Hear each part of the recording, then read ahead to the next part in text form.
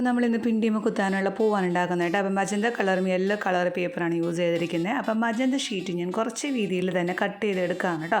അപ്പോൾ എല്ലാം ആദ്യം തന്നെ ഇങ്ങനെ കട്ട് ചെയ്ത് വെക്കുക കേട്ടോ. ഇത്രയും വീതിയിലാണ് കട്ട് ചെയ്ത് വെക്കുക. അതിനുശേഷം നമ്മൾ ഈർക്കിളിൽ നേരിട്ടാണ് ഫ്ലവർ ഒട്ടിച്ചെടുക്കുന്നത് കേട്ടോ. അപ്പോൾ ഈ വീതിയിൽ കട്ട് ചെയ്ത പേപ്പർ രണ്ടാക്കി മടക്കിയിട്ട് അതിൻ്റെ തുമ്പത്ത് പശ തേച്ചിട്ട് ഇതാ ഈർക്കിളിൽ ഇങ്ങനെ വെറുതെ ചുറ്റി കൊടുക്കാനായിട്ട് വെറുതെ നമ്മളിങ്ങനെ താഴെ ഇങ്ങനെ ചുരുട്ടി പിടിക്കുക, എന്നിട്ട് അത് ഒട്ടിക്കുക. ഇടയ്ക്കിടയ്ക്ക് പശ തേക്കാൻ മറക്കരുത് കേട്ടോ. കാരണം നമ്മൾ ഈർക്കിളിൽ പിന്നെ നൂല് വെച്ച് കെട്ട ഒന്നും ചെയ്യുന്നില്ല, ഈ പശ വെച്ചിട്ട് തന്നെയാണ് കേട്ടോ ഒട്ടിക്കുന്നത്. അപ്പോൾ നമ്മുടെ ഫ്ലവർ ഇവിടെ റെഡി ആയിട്ടോ. അപ്പോൾ ഒരു റോസ് ഫ്ലവറിൻ്റെ മോഡലാണ് ഇങ്ങനെ ചെയ്തെടുത്തത്. പെട്ടെന്ന് തന്നെ ചെയ്യാവുന്നൊരു ഫ്ലവറാണ് കേട്ടോ. അപ്പോൾ നമ്മുടെ ഫ്ലവർ റെഡി ആയിട്ടോ.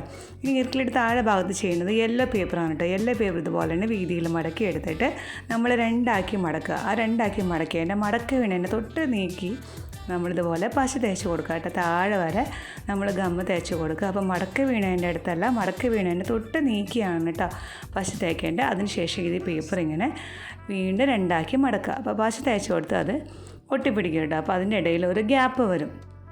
നമ്മൾ പാവാടയ്ക്കൊക്കെ നാടയിടില്ല അതുപോലെ കേട്ടോ. ഇനി നമ്മൾ ആ ഗ്യാപ്പിൽ കൂടെ ഈർക്കിളി ഇറക്കിയിടാണ് കേട്ടോ. അപ്പോൾ നന്നായിട്ട് പേപ്പർ ഒട്ടിയതിന് ശേഷം മാത്രമാണ് ഈ ഈർക്കിളി ഇതിൻ്റെ ഇടയിലൂടെ ഇറക്കരുത്, അല്ലെങ്കിൽ ഇറക്കി വിടണ്ട കേട്ടോ. അതല്ലെങ്കിൽ അത് പെട്ടെന്ന് തന്നെ കീറിപ്പോവും. അപ്പോൾ ഉണങ്ങിയതിന് ശേഷം ഇതുപോലെ ഈർക്കിളി ഇതിൻ്റെ ഇടയിലൂടെ താഴത്തേക്ക് ഇങ്ങനെ ഇറക്കി കൊടുക്കാണ് കേട്ടോ. അപ്പോൾ ഇതുപോലെ വരും. അതിനുശേഷം നമ്മൾ ഈർക്കിളി താഴോട്ട് വലിക്കുന്നതനുസരിച്ച് പേപ്പർ ഇങ്ങനെ ട്വിസ്റ്റ് ചെയ്ത് കൊടുക്കുക കേട്ടോ.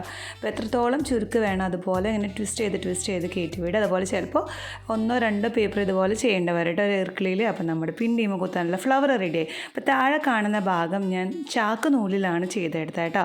പെട്ടെന്ന് തന്നെ പറ്റുന്ന ഒരു പിണ്ടി ഫ്ലവറാണ് കേട്ടോ ഇത്. അപ്പോൾ ട്രൈ ചെയ്യാൻ മറക്കണ്ട കേട്ടോ.